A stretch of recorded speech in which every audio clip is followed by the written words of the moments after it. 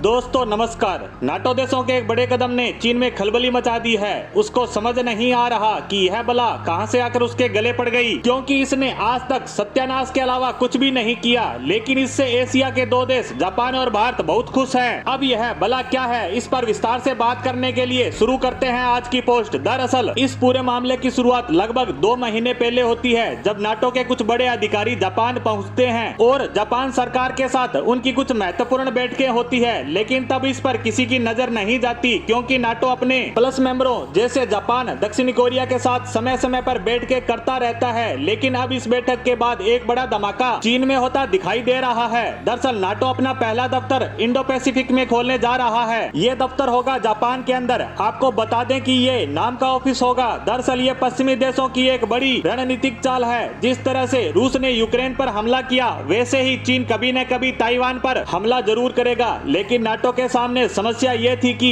उसने यूक्रेन की युद्ध में जिस तरह मदद की, वैसे वह ताइवान के मामले में नहीं कर पाएगा, क्योंकि यूक्रेन की सीमा के साथ बहुत से नाटो देशों की सीधी सीमा लगती है। लेकिन ताइवान से नाटो देश दूर तो है ही, साथ ही ताइवान चारों तरफ से समुद्र से घिरा है, तो उसे मदद पहुंचाना हर तरह से मुश्किल भरा काम है। जहां रूस यूक्रेन से काफी ज्यादा ताकतवर था, उसके पास एक से बढ़कर एक हथियार थे, जिसके दम पर वह पूरे विश्व में धाक जमाए है। लेकिन फिर भी यूक्रेन उसका डटकर सामना कर रहा है, जिससे आज रूस इस युद्ध में बैकफुट पर आ गया। ये सब यूक्रेन को नाटो देशों द्वारा दिए हथियारों की बदौलत है। साथ ही वह उसी की रणनीति के अनुसार इस युद्ध को लड़ रहा है, और इन्हीं सब को ध्यान में रखते हुए नाटो पहले से ही तैयारी में लग गया और ताइवान के आसपास अपने मित्र देशों तक अपनी पहुंच सुनिश्चित कर रहा है। और इसी पर कदम बढ़ाते हुए अब पहुंचा है जापान और वहां अपना ऑफिस खोलने जा रहा है। यह कहने को तो नाटो का ऑफिस होगा, लेकिन उसके जरिए वह ताइवान को हर संभव मदद पहुंचाने पर काम करेगा। साथ ही नाटो ने रूस यूक्रेन युद्ध से सीख ली है, उससे वह ताइवान की सेना को सिखाएगा कि किस तरह यूक्रेन की सेना ने हारे हुए युद्ध में न केवल वापसी की, बल्कि रूसी सेना को बैकफुट पर ले आए। अब यही ट्रेनिंग ताइवान की सेना को दी जाएगी, ताकि भविष्य में ऐसी स्थिति आ जाए तो चीनी सेना को मुंह तोड़ जवाब मिल सके। जो गलती यूक्रेन में नजर आई कि युद्ध शुरू होने के कुछ महीनों बाद नाटो एक्टिव हुआ, तब तक यूक्रेन का भारी नुकसान हो चुका था, वही गलती दोबारा न हो, इसीलिए पहले से ताइवानी सेना को इसके लिए तैयार कर दिया जाए। और नाटो का ये ऑफिस चीन के लिए एक बहुत बड़े खतरे के रूप में देखा जा रहा है। ये खबर लगातार चीन में काफी सुर्खियां बटोर रही है, क्योंकि नाटो के कदम जहां भी पड़े हैं वहां बर्बादी ही आई, और अब ये पहुंचे हैं चीन के दरवाजे पर। लेकिन ये खबर जापान और भारत के लिए काफी राहत देने वाली है, क्योंकि